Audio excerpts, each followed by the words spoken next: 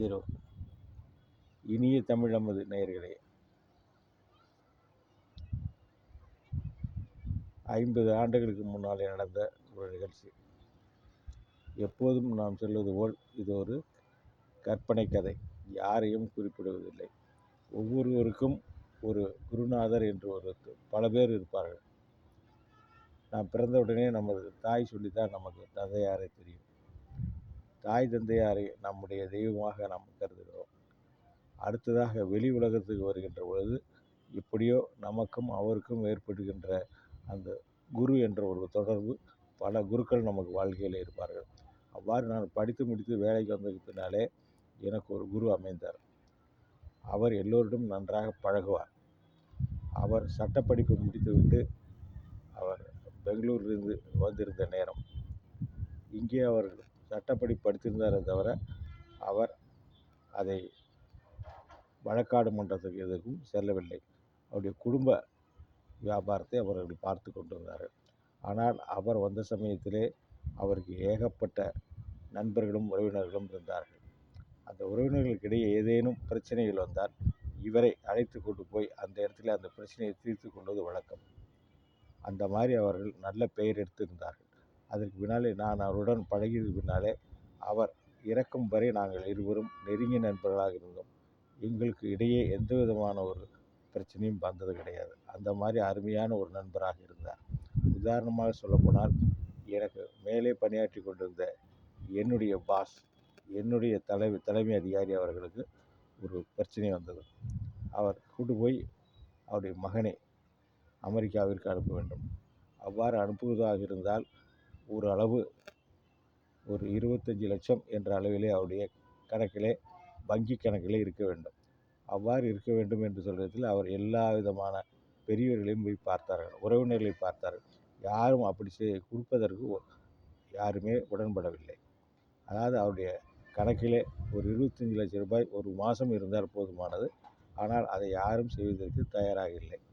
அவர் எல்லாரிடம் பார்த்துவிட்டு கடைசியாக என்னிடம் சில பேர் சொன்னார்கள், அவரை பாருங்கள் அப்படின்ற. என் மேல் அவருக்கு நம்பிக்கை இல்லை.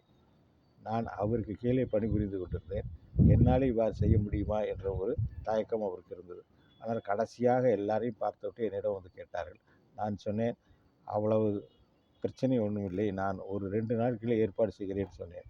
நான் சொன்னேனே, அந்த மாதிரி சொன்ன நண்பர் அவர்களை நான் நேரில் சென்று பார்த்தேன். அவர்களுக்கு நிறைய ஃபைனான்ஸ் இருந்தது.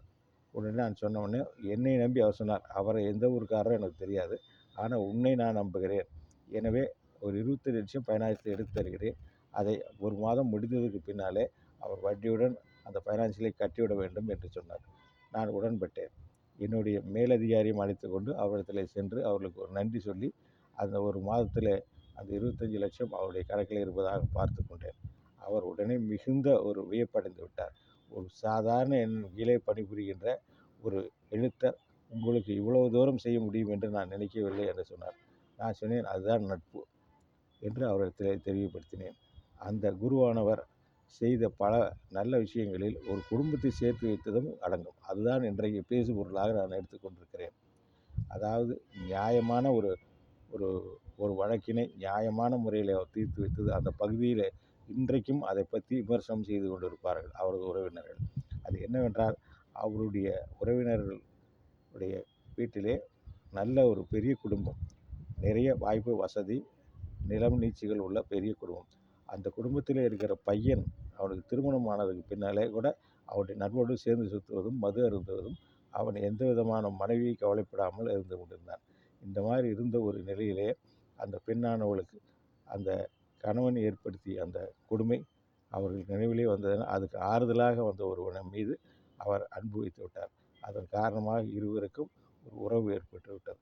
இது வெளியே தீர்ந்ததுக்கு பின்னாலே அந்த பையனுடைய தகப்பனும் தாயார் எல்லாம் சேர்ந்து அந்த பொண்ணை அவர் பிறந்த வீட்டிலே கொண்டு போய் வைத்து விட்டு வந்து விட்டார்கள். வந்ததுக்கு பின்னாலே இரு குடும்பத்தாருக்கும் பிரச்சனை எழுந்தது. என்னுடைய நண்பரிடம் அந்த பிரச்சனை வந்தது. வந்தவுடனே அவர் என்ன செய்தார், அந்த 2 குடும்பங்களை மட்டும் கூப்பிட்டார். ஒரு பொது இடத்திலே உட்கார வைத்து பேசினார். பேசுகிற போது எல்லா விஷயமும் தெரிந்து கொண்டு இறுதியாக சொன்னார், இந்த தவறுக்கெல்லாம் இந்த பையன்தான் காரணம். அந்த பெண்ணை திருமணம் செய்து கொண்டு வந்துவிட்டு அந்த பெண்ணோடு ஒரு இடத்துக்கு வெளியிலே போவதோ கூட்டி கொண்டு போவதோ எதுவும் இல்லாமல் அவன் பாட்டுக்கு அவன் வெளியில் சுற்றி திரிந்தால் அந்த பெண் என்ன செய்வாள்? எனவே தான் இது இந்த இந்த குற்றத்துக்கு நீதான் குற்றவாளி ஆகிறாய் என்று அவனை கடிந்து கொண்டு விட்டு, அடுத்ததாக பெரியவர்கள் அவரெல்லாம் இதற்கு உடன்பட மாட்டார்கள் என்பது தெரிந்து அவர் ஒரு கதை சொன்னார்கள். அவர் சொன்னார், நமது வழக்கம் வீட்டிலே ஒரு பாத்திரம் இருக்கும், சட்டி பானை இருக்கும். அந்த சட்டி பானையில் இருக்கிற பொழுது ஒரு நாய் வந்து தண்ணீர் குடித்து விட்டால், அது வாய் வைத்து விட்டால் உடனே அந்த சட்டி பானையை தூக்கி வெளியே கொண்டு போய் உடைத்து விடுவோம். மாறாக இது வெள்ளி பாத்திரம், தங்க பாத்திரம்.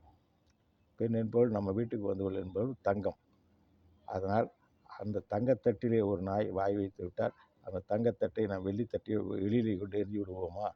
அதே மாதிரி இது பெண் தவறு செய்திருந்தாலும் அதை கூட்டி திருத்தி அந்த பெண்ணோடு வாழ வைப்பதுதான் ஒரு சரியான ஒரு காரியமாக இருக்கும் என்ற அறிவுரை சொல்லி அந்த பையனையும் பெண்ணையும் அவருடைய குலதெய்வம் கோயிலுக்கு கூட்டு கொண்டு போய் வைத்து வழிபாடு செய்து அவரை சேர்த்து வைத்தார்கள்.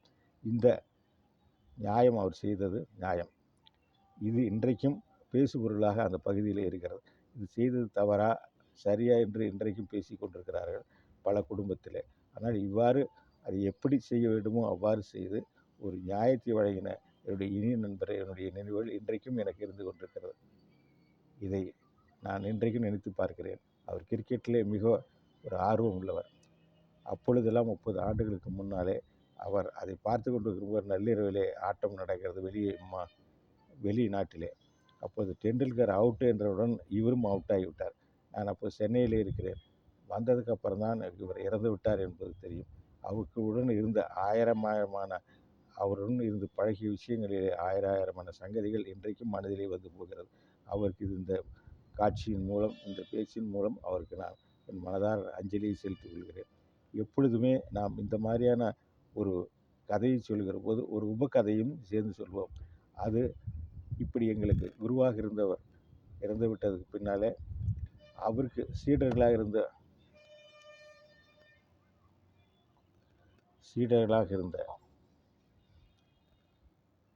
ஒருவர் அவர் போலவே பல பிரச்சனைகளையும் தீர்த்து வைப்பார்கள். அதுவும் ஒரு நன்றான ஒரு சான்றாகும். அது எப்படி என்றால், இங்கே இருக்கிற குடும்பத்திலே எப்பொழுதுமே ஒரு காட்டை பிரிப்பது, இதனால் வரப்பு சண்டை இவையெல்லாம் நடக்கும். இதுக்கு ஒருவர் இருந்து பார்த்து கொள்ள வேண்டும். இது பக்கத்துக்கும் சரியான நியாயம் வழங்க வேண்டும். எனது நண்பர் ஒரு கோஷ்டியை வைத்திருப்பார். அவர்கள் அழைத்து கொண்டு அந்த பொது இடத்தில் உட்காருவது 2 பேரையும் அழைப்பார்கள். 2 பக்கத்திலையும் கேட்பார்கள். அவ்வாறு செய்யும் பொழுது அவர் ஒரு காரியம் என்ன செய்தார் என்றால், அவர் மிக ஏழை. ஆனால் அவர் ஒரு வேஷ்டி கட்டி அவர் ஒரு சட்டையை போட்டு விட்டால் பார்த்தீர்களானால் ஒரு பெரிய தொழிலதிபர் போல தோன்றுவார். அவரை டபிள்யூ என்று கூப்பிடுவார்கள். அவரை பக்கத்தில் வைத்துக் கொள்வார். அவருக்கு என்னவென்றால் ஏழ்மையானவர். ஆனால் அதே நேரத்தில் அவர் அதன் காரணமாகவே அவருக்கு மிகவும் பசி இருக்கும்.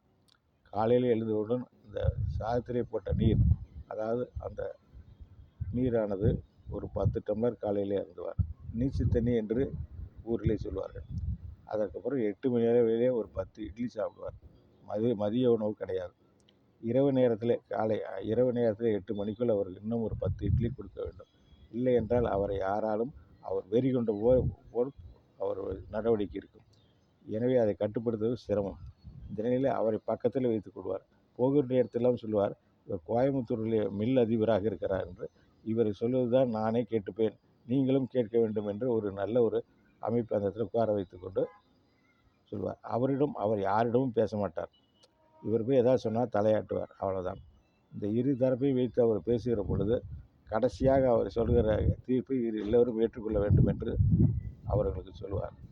சொன்னதுக்கு பின்னாலே இவர் அதை தீர்ப்பை கொடுத்து விட்டு அவரிடம் கேட்பார், இது சரிதானுங்களே அப்படின்னு கேட்பார். அவர் சரி என்று சொன்னால் உடனடியாக அதை சொல்லி தீர்ப்பை சொல்லிவிடுவார்கள். இருதரப்பாரும் ஏற்றுக்கொள்வார்கள். இவ்வாறு ஒரு நாடகம் நடத்தி கொண்டு வந்தார். ஒரு தடவை அவ்வாறு செய்கின்ற பொழுது அந்த நியாயம் ஆரம்பித்து அவர் 5 மணி என்றால் 8 மணி வரை இவருக்கு நினைவில்லை. இவரை சரி செய்ய வேண்டும், இவருக்கு 10 இட்லி கொடுக்க வேண்டும் என்று எண்ணமில்லை. மணி 8 நெருங்குகின்ற பொழுது அவருக்கு ஆவேசம் வந்து விட்டது. உடனே யாருக்கும் ஒன்றுமே புரியவில்லை. கூட இருப்பவர்கள் உடனடியாக பிடித்து கொண்டு, இவர் புற்று எங்கடா அப்படின்னு கத்தின உடனே அந்த கூட இருந்தவர்களெல்லாம் அவரை அழைத்து கொண்டு நேராக பக்கத்தில் ஒரு அறையில் சென்று ரகசியமாக அழைத்து கொண்டு சென்று அவருக்கு அந்த இட்லி தான் புட்டு என்று அவர் சொல்வார்கள். அவர் கொடுத்த உடனே அவர் நிதானத்துக்கு வந்து விட்டார். இவர் அவரிடம் என்ன சொன்னார் என்றால், இவர் அமைச்சர்களெல்லாம் மிக நெருங்கியவர், ஏதாவது நீங்கள் இதை ஏற்றுக்கொள்ளவில்லை என்றால் உங்களுக்கு பிரச்சனைகள்லாம் வந்துவிடும் என்று சொல்லி பயத்தை காட்டி அவரை ஒரு பொம்மையாக வைத்துக்கொண்டு அதை சொல்லி முடித்து விட்டார். முடித்ததுக்கு பின்னாலே இரு தரப்பும் ஏற்றுக்கொண்டு விட்டன. அவர் மறுபடியும் சாப்பிட்டவரை அவரை அழைத்து கொண்டு முன்னாலே வைத்து, இப்படி செய்தே இது சரிங்களா என்றார். தலையாட்டுவார். உடனே அவரும் தலையாட்டி விட்டார். எனவே இது தீர்ப்பை நீங்களாம் அமுல்படுத்துங்கள், ஏற்றுக்கொள்ளுங்கள் என்று சொல்லிவிட்டு வந்து விடுவார். இது சமயத்திலே அவர் என்னிடம் சொன்னார், கொஞ்சம் தவறி அவர் மட்டும் அந்த இடத்துல அந்த சாப்பாடு தான் முக்கியம் என்று அலறி இருந்தாலும் என்னுடைய கதை கந்தலாயிருக்கும் என்று சொல்வார்கள். இதுவும் ஒரு நகைச்சுவையாக நாம் எடுத்துக்கொள்ள வேண்டிய ஒரு விஷயம் என்பதையும், அதே நேரத்திலே ஒரு பிரச்சனைக்கு தீர்வு உண்டாவதாக அதை மடைமாற்றி அவர் அதையே பயன்படுத்தி கொண்டதையும் அந்த நேரத்தில் நினைவு கூற வேண்டும் என்றால், அவருடைய அந்த ஒரு சூழ்நிலை எப்படி தனக்கு சாதகமாக பயன்படுத்திக் கொள்ள வேண்டும் என்பதில் அவர் வல்லவர் என்பதை மட்டும் இந்த நேரத்தில் தெளிவுபடுத்தி உங்களிடமிருந்து விடைபெறுகிறேன். நன்றி, வணக்கம்.